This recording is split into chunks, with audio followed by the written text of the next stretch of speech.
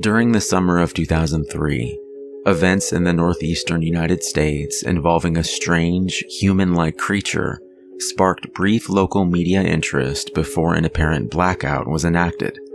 Little or no information was left intact, as most online and written accounts of the creature were mysteriously destroyed. Primarily focused in rural New York State and once found in Idaho, self-proclaimed witnesses told stories of their encounters with a creature of unknown origin. Emotions ranged from extremely traumatic levels of fright and discomfort to an almost childlike sense of playfulness and curiosity. While their published versions are no longer on record, the memories remained powerful. Several of the involved parties began looking for answers that year. In early 2006, the collaboration had accumulated nearly 24 documents dating between the 12th century and present day, spanning 4 continents. In almost all cases, the stories were identical. I've been in contact with a member of this group and was able to get some excerpts from their upcoming book. A suicide note, 1964. As I prepare to take my life, I feel it necessary to assuage any guilt or pain I have introduced through this act. It is not the fault of anyone other than him. For once I awoke and felt his presence, and once I awoke and saw his form, and looked into his eyes. I cannot sleep without fear of what I might next awake to experience. I cannot ever wake. Goodbye. Found in the same wooden box were 2 empty envelopes addressed to William and Rose, and 1 loose personal letter with no envelope. Dearest Linny, I have prayed for you. He spoke your name. A journal entry, translated from Spanish, 1880. I have experienced the greatest terror. I see his eyes when I close mine. They are hollow, black. They saw me and pierced me. His wet hand. I will not sleep. A mariner's log, 1691. He came to me in my sleep. From the foot of my bed I felt a sensation. He took everything. We must return to England. We shall not return here again at the request of the Rake. From a witness, 2006. 3 years ago, I had just returned from a trip to Niagara Falls with my family for the 4th of July. We were all very exhausted after a long day of driving, so my husband and I put the kids right to bed and called it a night. At about 4 a.m., I woke up thinking my husband had gotten up to use the restroom. I used the moment to steal back the sheets, only to wake him in the process. I apologized and told him I thought he got out of bed. When he turned to face me, he gasped and pulled his feet up from the end of the bed so quickly his knee almost knocked me out. He then grabbed me and said nothing. After adjusting to the dark for a half second, I was able to see what caused the strange reaction. At the foot of the bed, sitting and facing away from us, there was what appeared to be a naked man, or a large hairless dog of some sort. Its body position was disturbing and unnatural, as if it had been hit by a car or something. For some reason, I was not instantly frightened by it, but more concerned as to its condition. At this point, I was somewhat under the assumption that we were supposed to help him. My husband was peering over his arm and knee, tucked in the fetal position, occasionally glancing at me before returning to the creature.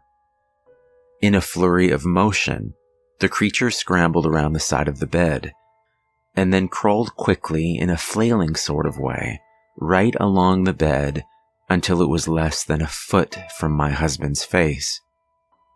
The creature was completely silent for maybe 30 seconds, or maybe it was just 4 or 5. It seemed like a long time, just looking at my husband. The creature then placed its hand on his knee and ran into the hallway leading to the kids' rooms. I screamed and ran for the light switch, planning to stop him before he hurt my children. When I got to the hallway, the light from the bedroom was enough to see it crouching and hunched about 20 feet away. He turned around and looked directly at me, covered in blood. I flipped the switch on the wall and saw my daughter, Clara. The creature ran down the stairs while my husband and I rushed to help our daughter. She was very badly injured and spoke only once more in her short life. She said, "He is the Rake." My husband drove his car into a lake that night while rushing our daughter to the hospital. They didn't survive. Being a small town, news got around pretty quickly. The police were helpful at first, and the local newspaper took a lot of interest as well. However, the story was never published and the local television news never followed up either. For several months, my son Justin and I stayed in a hotel near my parents' house. After we decided to return home, I began looking for answers myself. I eventually located a man in the next town over who had a similar story. We got in contact and began talking about our experiences. He knew of 2 other people in New York who had seen the creature we now referred to as the Rake. It took the 4 of us about 2 solid years of hunting on the internet and writing letters to come up with a small collection of what we believed to be accounts of the Rake. None of them gave any details, history, or follow-up. One journal had an entry involving the creature in its first 3 pages, and never mentioned it again.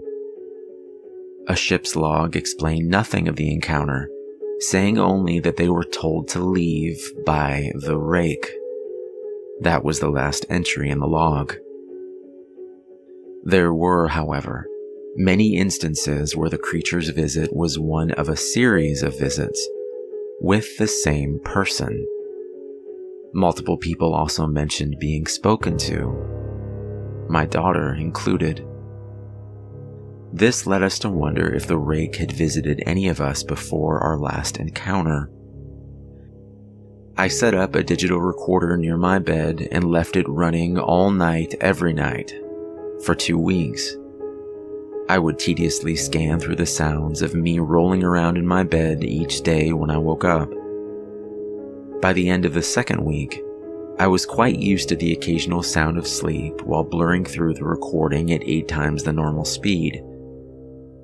On the first day of the 3rd week, I thought I heard something different. What I found was a shrill voice. It was the Rake. I can't listen to it long enough to even begin to transcribe it. I haven't let anyone listen to it yet. All I know is that I've heard it before, and I now believe that it spoke when it was sitting in front of my husband.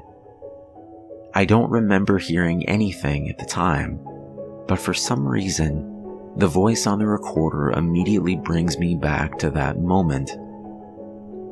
The thoughts that must have gone through my daughter's head still haunt me to this day.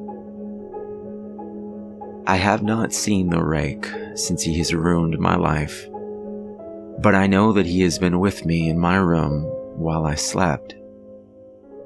I know and I fear that one night I'll wake up and I'll see him staring right back.